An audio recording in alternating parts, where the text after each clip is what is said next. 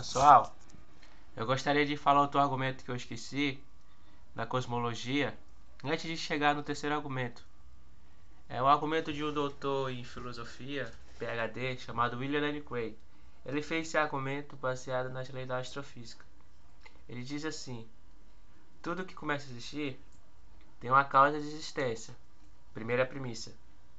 Portanto, o universo existe. É óbvio. Todo mundo vê que o universo existe. É claro, está na cara.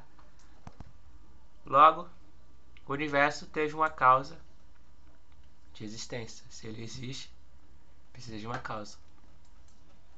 Agora vamos para o terceiro argumento aqui. O terceiro argumento é a moral. De onde vem a moral humana?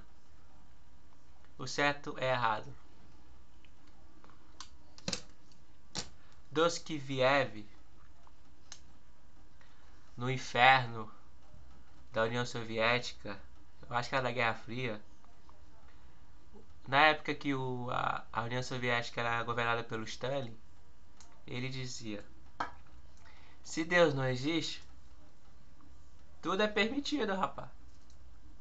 Não existe moral, não existe ética, não existe certo e errado. Ou seja, não adianta, não faz diferença ser o Stalin da vida ou ser a Madre Teresa Calcutá, o padre. Vão tudo pro mesmo saco. Deus não existe mesmo. Vamos matar, vamos roubar, vamos destruir. Eu tenho minhas próprias razões para fazer isso. Eu tenho minhas razões de roubar o pincel. Eu tenho minhas razões de roubar o dinheiro da igreja. Pra mim é certo, eu vou pegar, mas ninguém vai ver. Eu tenho minhas razões de... tô sem dinheiro, eu vou ali roubar um iPhone. Tô sem dinheiro. Não é errado, não. Né? Deus não existe mesmo? Que moral temos? Não tem moral. E é isso que eu falo, a moral humana. Da onde vem a moral humana? Como vocês sabem, a Constituição americana é baseada na Bíblia. Assim como a brasileira é mais ou menos, apesar de que a Constituição diz que Deus proteja a nossa Constituição.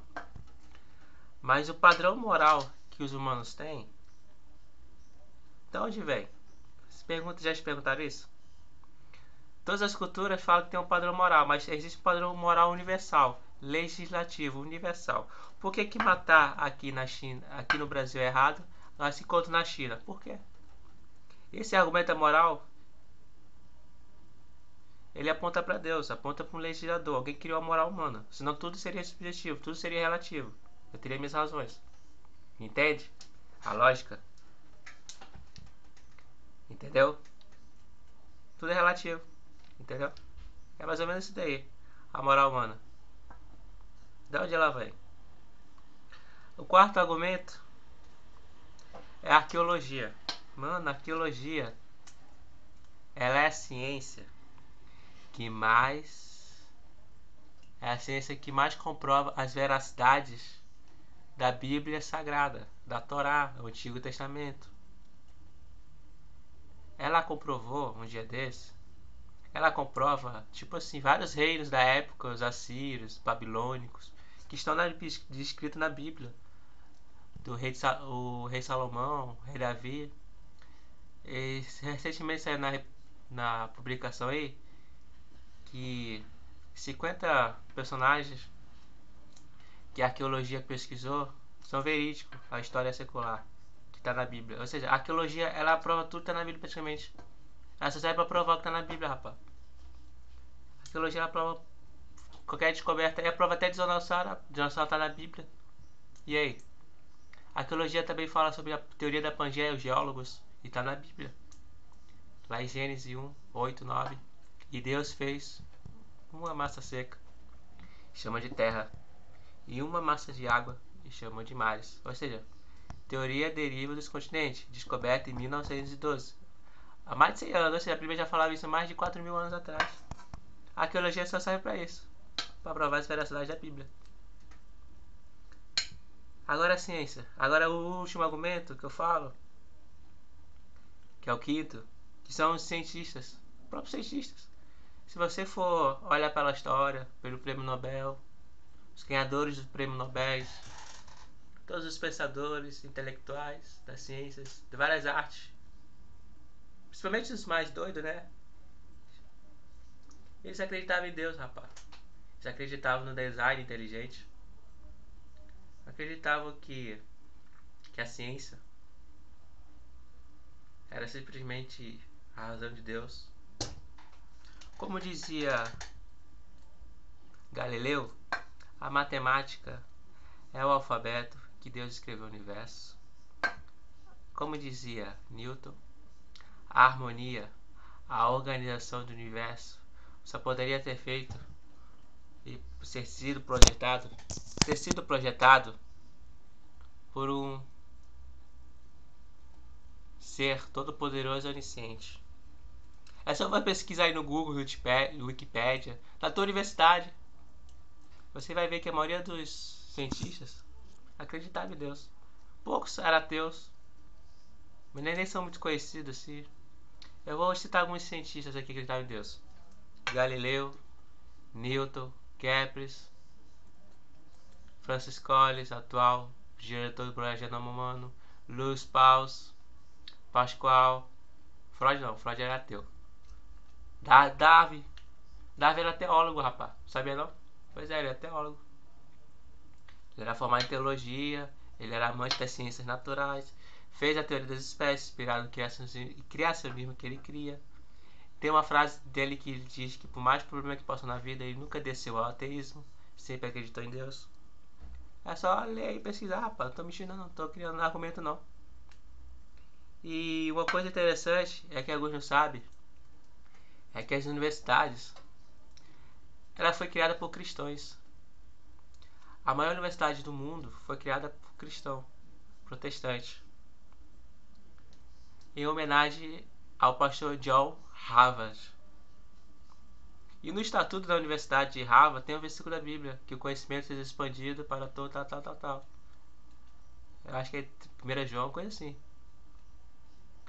Eu vou citar alguma universidade aqui que talvez vocês conheçam. Oxford, uma universidade católica, Yale, Pensilvânia, Harvard.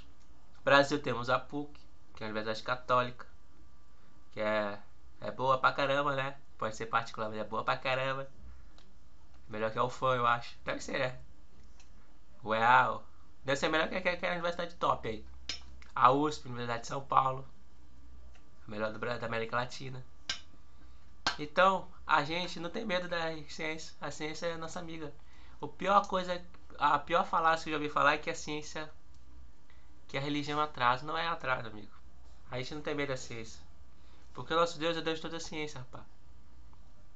E para fechar aqui, recentemente, um geneticista formado em biologia em Harvard, Dr. Francis Collins, ele era um ateu, não acreditava em Deus, acreditava que naquela irracionalidade que os ateus falam, que nada produz tudo, aquela coisa que não tem base científica.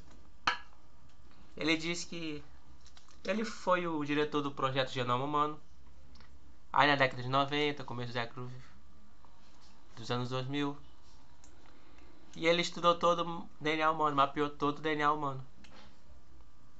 E mapeando o DNA humano, ele descobriu que o nosso DNA não surgiu de aleatoriedade, nem acaso, nem do nada, que ele foi criado.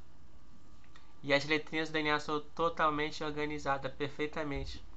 Bilhões e bilhões de letrinhas. Ele lançou um livro chamado A Linguagem de Deus. Um cientista prova as evidências que ele exista. Ele diz que o DNA é com forças digitais do Criador.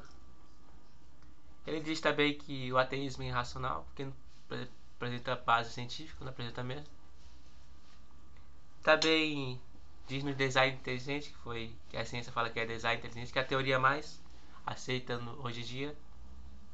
E para vocês terem ideia, a nossa letrinha, a letrinha do nosso DNA, se você pegar a Enciclopédia Britânica, aqueles volumes lá, você vai ver que as letrinhas do DNA, elas são perfeitamente organizadas. E tem bem mais que a Enciclopédia Britânica.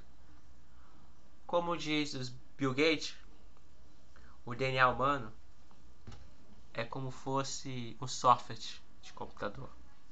Só que só que mais avançado e já criado. Ou seja, se um software, se um dicionário, se a enciclopédia britânica precisa de um programador, um escritor, alguém que projetista, o DNA precisa de o quê? Algum design que produz aí, mano. Não é nada, produz nada não. Pensa. Usa a razão. Tô falando de ciência, tô falando de religião, tô falando de ciência. Tô falando de ciência. Beleza? Qualquer coisa, deixa um like aí, um curtida, quiser tirar dúvida aí, fala aí que eu tô aí pra... Quiser marcar um debate aí, tô de boa. Beleza? Deus abençoe. Que a massa vezes aceleração esteja com vocês. E que o Deus das ciências também.